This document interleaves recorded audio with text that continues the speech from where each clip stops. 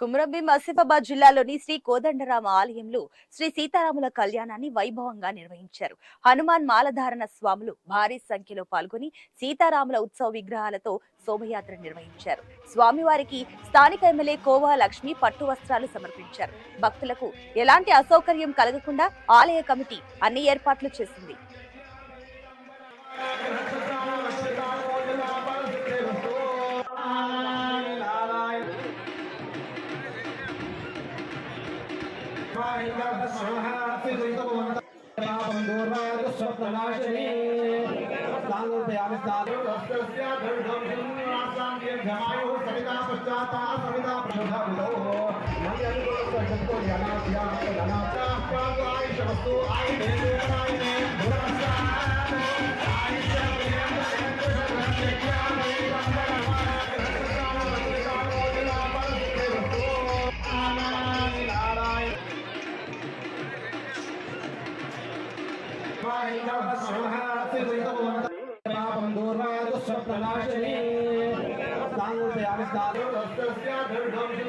साङ्गोपयामि